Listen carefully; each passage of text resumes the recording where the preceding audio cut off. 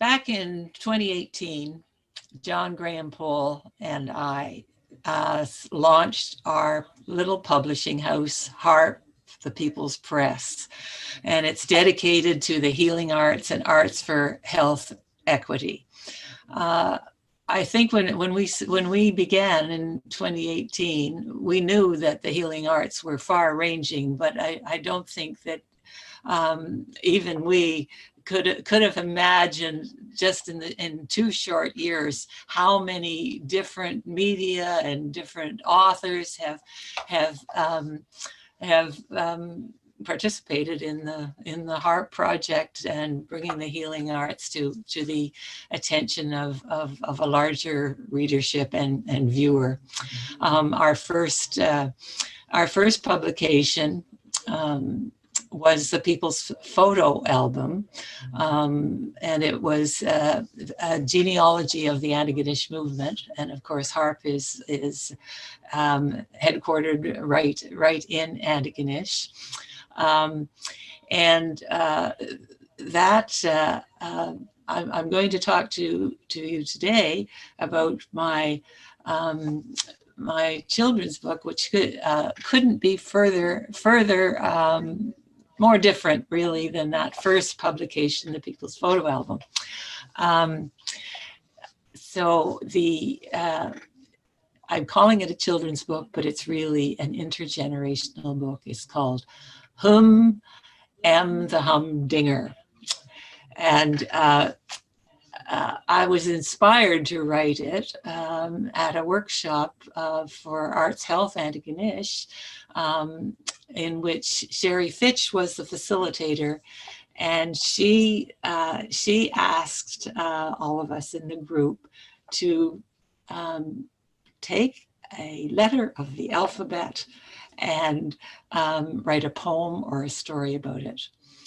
And so I chose the letter M, and I invented, in 10 minutes, I invented this story of a child of nature called M who communicates entirely by humming. So when I started off, my idea was that a child of nature, and who is different, and how would a child who is so different, how would she be, how would she navigate the difficulties of being different and communicating by humming? I also didn't know, when I started out with this, how that there would be a whole scholarship on humming. I mean, so it was a whole organic process. So I went from the idea of M, who communicates entirely by humming, to the idea that she's a child of nature. And so then I started to develop my art form, if I have an art form, is that I have been pressing flowers and leaves and mushrooms since I was a child. They say that maybe all fiction is autobiographical in a way. So I think I began to identify with M, and I developed all of these botanical collages, and I even made, I even created her companion hummers out of botanicals. So M the Humdinger has hummingbirds and bees and butterflies and dragonflies, all made out of botanicals. In fact, I was sharing my bee. I did a Bombus impaciens, is a bumblebee. I was sharing that on the internet just recently, because it came up. It said that goldenrod doesn't make us allergic. Doesn't cause allergies, but it is a favorite of bees and a great pollinator. So I I wrote on this article about goldenrod is that my bumblebee in M. the Humdinger has the pollen on that bumblebee's legs is made out of goldenrod blossoms. So that got some comments. But again, going back to kind of the autobiographical part of it, there's as M hums and hums with her humming companions, there are certain flowers that really attract her. In fact, I would say that it's almost like I want in this book, and I think I've accomplished it, is that the nature, human nature, and all the creatures of nature are all interconnected. So in fact, the morning glory and the honeysuckle are featured. They're almost like featured creatures in this M. the Humdinger, as is the bumblebee and the hummingbird. So coming back to my childhood, I was inspired by a 19th century Canadian botanist, Catherine Parr Traill. And she wrote children's stories. She wrote in the 1850s, she wrote a story, Lost in the Backwoods. And her story, she puts all of her, it's all about botany in a way, these lost children and their how they come into nature. And she always, even in her children's book, she puts the Latin classifications for the botanicals. So the botanicals in M. the Humdinger are in English and Latin, and that includes like the bumblebee is Bombus impatiens. So that is a feature of the book as well. Coming back to Catherine Parr Traill, in this 1850s book, Lost in the Backwoods, she talks about the Valley of the Big Stone. And the Valley of the Big Stone was on my family farm overlooking Rice Lake in Ontario.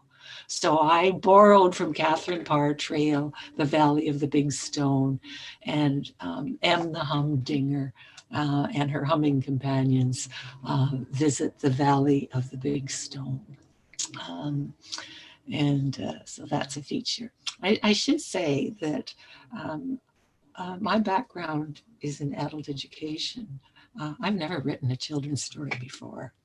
And so I kind of, I don't think I couldn't just make this just a children's story. I had to make it about adult learning and adult education. So it's really an intergenerational story. And I see it as something that older siblings might want to read and hum along with their younger siblings, or parents or teachers. It could be, so it can be really intergenerational. And the other thing is that my background is as a narrative researcher and an adult educator. So when I started gathering testimonials, really, they could easily be considered qualitative research data for anybody who's in that. So I might just read you. So I have got when I included, there are two versions of M. the Humdinger. One is the hardcover, um, in which people are encouraged to hum along, and throughout the book there are hums, HMMM, hum, and those are invitations to hum along. That's the hardcover. And then I discovered the flip book, which is the online audio version, and there's a humming soundtrack in that. As well as all of the botanical images. So back to the idea of the testimonials. I include all of the testimonials in the flipbook version because I think they are very much they almost evaluate how good humming is for our health. And the humming scholar, Joseph Jordania from Australia, that I discovered, he gave a testimonial. And so through him, I discovered that humming is really part of our evolutionary history. And humming, there was humming before there was speech. And it's sort of, you look at animal sounds, humming sounds, it was often as a safety measure, as an alert.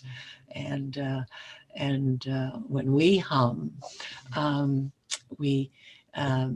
we often hum to comfort ourselves, or almost like a lullaby to a child. So it has its healing benefits. So the testimonials, I think, are absolute evidence of the healing value of humming. And I'll just read a couple of the testimonials about humming. And I must give credit to one of John Graham Pohl's artists in residence back in University of Florida, a musician in residence, Kathy DeWitt, provides the humming soundtrack in the flipbook version of Hmmm, Hmmm, and the Humdinger.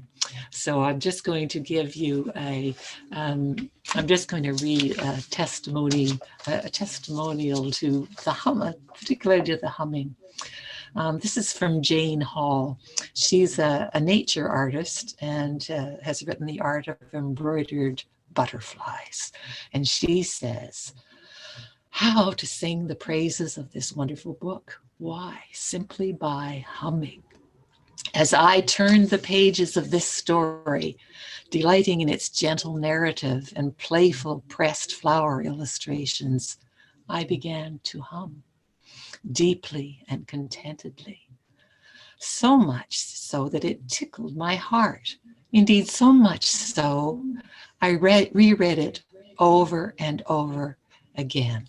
A beautiful story for young and old, especially those who, like me, over the years have somewhat neglected my humming. So that was, I mean, as a researcher, I look at that, boy, there's really good data that humming is really, really good for you. So maybe I have testimonials. This is rich data. I have testimonials from readers from age 4 to 84. And the granddaughter of Marilyn Manser, she's a music educator in Wolfville, Nova Scotia. She shared it virtually with her granddaughter, and the 4-year-old comes on the phone to Grandma and says, "Grandma, I did like the book," and then she has all these questions about. Because they're not sure, the parents and the family aren't sure, why is Em humming? Maybe it's a health issue. So they take her to all these doctors. And so this 4-year-old is really puzzled. Why Does she have to go to all these doctors? I mean, she's humming. What's wrong with that? And then sort of on the smartphone, she begins to dance, hum and dance around her kitchen. So that what a testimonial that was. And I shared it with my own grandnieces and nephews. And here's an endorsement from my 7-year-old grand niece. Let me just see what she says here. Oh yeah.